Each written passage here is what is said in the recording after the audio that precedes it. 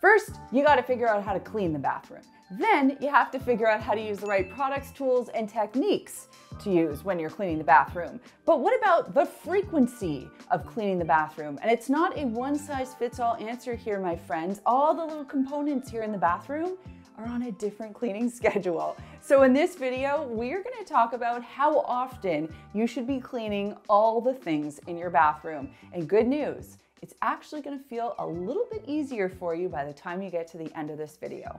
You wanna know the quickest route to having a clean looking bathroom all the time?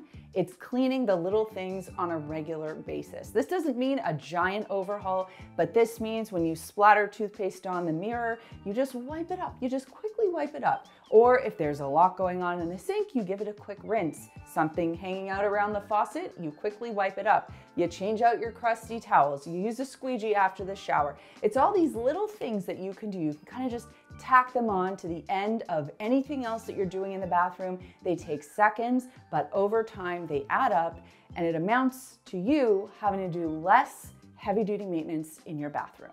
You might have multiple bathrooms in your home and different people use them for different things. You might only have one bathroom in your home and lots of people use them for everything. That's why it's important to diagnose your bathroom. And further to that point, you want to diagnose the amount of people, the amount of time everybody is at home every day, because that's obviously going to affect how many times they're using the bathroom and what they are using it for. And also, you want to think about how inherently clean or not clean, tidy or untidy the people are who are using said bathrooms. A lot of this is going to affect and dictate how frequently you need to clean all of the different things in your bathroom. One of the first things you notice in a bathroom is the sink and the mirror area, which is why it's important to keep this area looking great. So with that, it's recommended that you clean this area at least twice a week. Now, again, I'm not talking about getting out your sponge and your scouring product. What I am suggesting is that after you brush your teeth, you're just regularly rinsing the sink. After you splash some toothpaste on the mirror, which my daughter loves doing, it's like a fun activity for her, wipe it down. That way you don't have buildup. Another thing that I've noticed is that when you're washing your hands and you go to turn off a faucet, you start to get a buildup of dirty hand water. So you have to make sure that you're wiping that down as well. The easiest way to do this, of course, if you're not staying on top of it after every single time, is to give yourself, 1 or 2 times a week where you are spending 90 seconds doing this whole routine. You need to use the proper microfiber cloth, the flat weave microfiber cloth with just a little bit of water to get rid of those toothpaste splatters. You can use the same cloth to polish your faucets, and then a regular microfiber cloth with, again, just a little bit of water. You want to be fancy, you can use a bit of soap and water just to wipe this area up as well. It should be quick, but it will make a difference. Hey, you like my slick spray bottles and my slick spray bottle handling?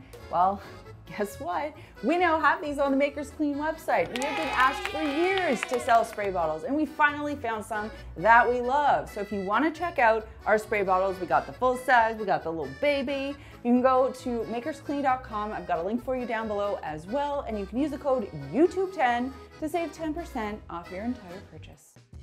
I want you to know that the entirety of what I'm about to say should take you no more than 90 seconds. If you want this area, which is the first area that people really see when they walk into a bathroom, the mirror and the sink and the faucet, the counter area, you want that to look clean. It needs about 90 seconds of your attention, about twice a week. And this is what it's going to look like. You're going to take a Makers Clean flat weave cloth. We call it the glass and electronics cloth. And what you'll do is you'll spray a little bit of vinegar and water mix onto the mirror, and you can spot clean. So you can just quickly spot clean, wipe up the areas that are messy. You don't need to do the full S pattern situation on the mirror unless it's absolutely required. And then you're gonna use the OG, our original microfiber cloth here, to clean up the counter, the faucet, and give this sink a quick wipe. I'm using soap and water to do this job, but you could even cheat and just use water. The throne, my throne. And guess what? I'm not creeped out to sit on it right now because we take care of it. This is the regular maintenance routine that you want to do for your toilet, and you want to do this about once a week. Again, it kind of depends on frequency of use, but once a week feels pretty good to me.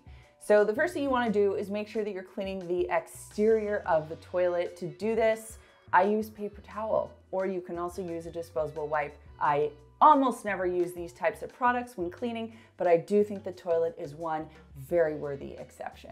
So to do this, you want to use a bathroom cleaner or disinfectant, depending on what feels right for you. And you can spray starting at the top. You want to spray the entire exterior of the toilet, so the top, the flusher, the flushing handle, whatever you want to call it, okay? Whatever they call it in your country is fine.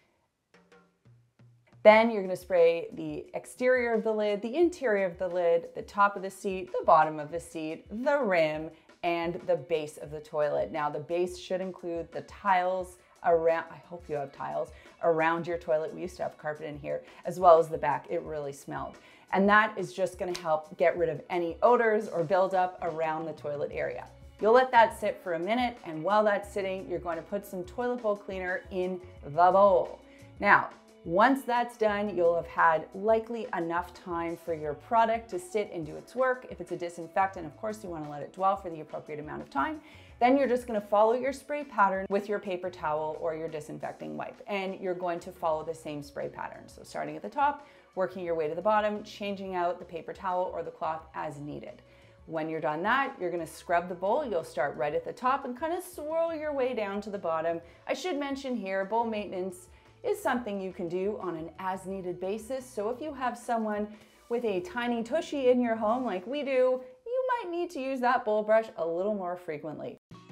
The shower and tub, listen to the acoustics in here. Keeping this area clean is crucial because a lot of moisture can gather in here and create some real issues if you don't stay on top of it. So first and foremost, remember to always turn on the fan while you are bathing, as well as for a minimum of 30 minutes after. That's going to help remove any moisture, which will help prevent mold and mildew, and even that pink stuff that builds up, and basically keep your bathroom from turning into a tropical environment.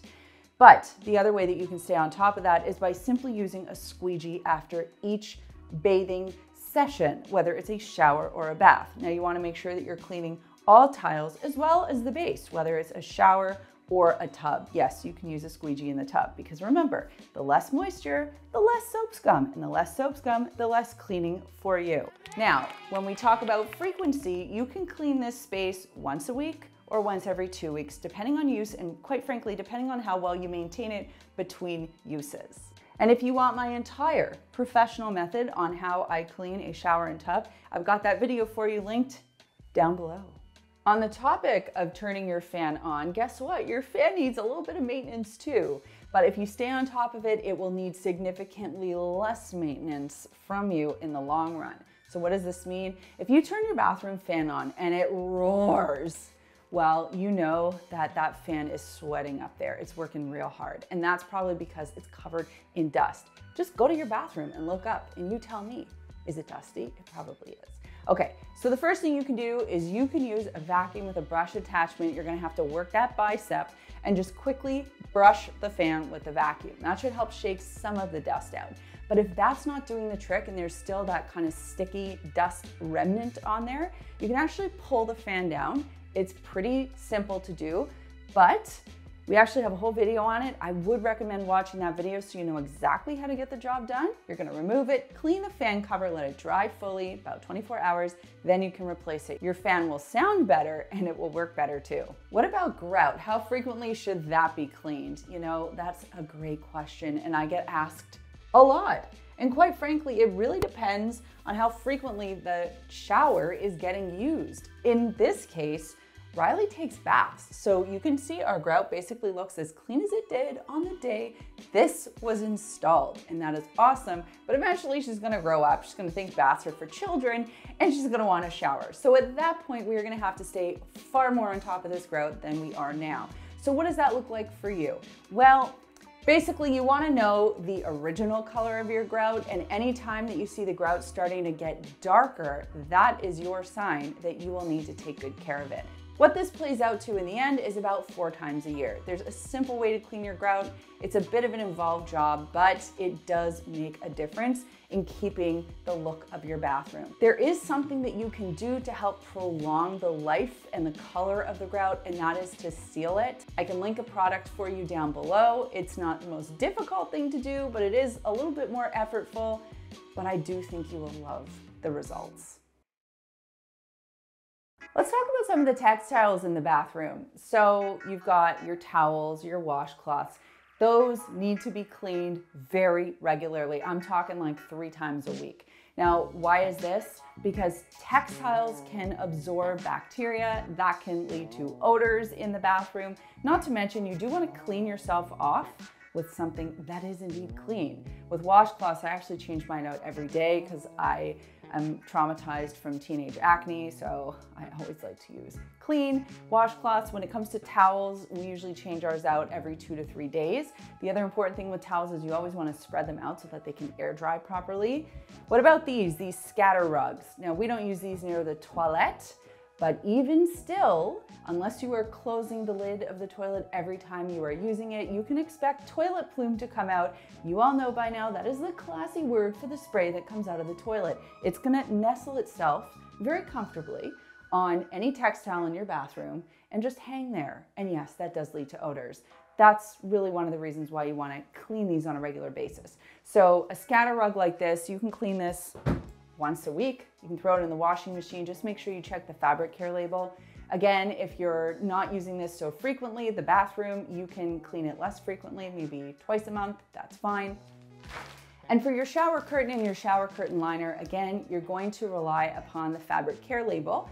But if it's plastic, you can machine wash it. You want to use cold water, gentle detergent, and you want to hang them back up to dry. You do not want to put those in the dryer. And if it is a textile, something like this, you can throw it in the washing machine. Now, in terms of frequency, you will obviously want to check and see if there is any buildup on the bottom. If so, that's when you want to launder it. Otherwise, I would say you can probably get away with cleaning these once a month to once every 3 months. You know what builds up in the bathroom? Clutter. Clutter of bottles that have like 1/24 of an amount of product left in them. Bottles of things that you tried that you don't like or that your mom gave you, or free samples, or hair elastics that are pretty much broken. You know what I mean. You've been in your bathroom enough. So what I recommend is to go through your bathroom, just declutter the drawers and the cupboards every 3 months or so. At the change of the season, it's a good quick thing to do, and it helps you just stay on top of the clutter buildup. Look, I've been a cleaning expert for almost 2 decades now, and I can tell you, based on my experience of cleaning people's homes, cleaning my own home, and hearing a lot about your homes, this is the information that I have used to craft this particular video. But that being said, your home reflects your needs. If you have 7 people sharing one bathroom, it's gonna look a lot different than if you had 1 person using one bathroom. So take what I said with a grain of salt and adjust it accordingly. One thing you might want to try, this might be a little icky, but leave your bathroom for 1 week. Don't touch it, don't clean it, and just see where it lands. See if you can handle it. And then that can be your gauge. If it's like really wretched after 1 week, you know you gotta amp it up, you know you gotta level up, you can use the tips that I gave you here. But if you leave your bathroom for a week and it's in pretty decent shape, then stretch it and see how it goes. And that leads me to this week's comment question, which is all about showering. Now, I don't care how many times a week you shower, that is your business. But what I am interested in is whether you prefer showering in the AM or in the PM, before you go to bed or after you wake up. What gets you going? For me, I love showering in the morning or after I exercise. But generally for me, it wakes me up, I feel fresh for the day, and I'm ready to go. I see no point of showering before I go to bed. But let me know what your thoughts are in the comments down below. Thanks so much for watching, and we'll see you next time.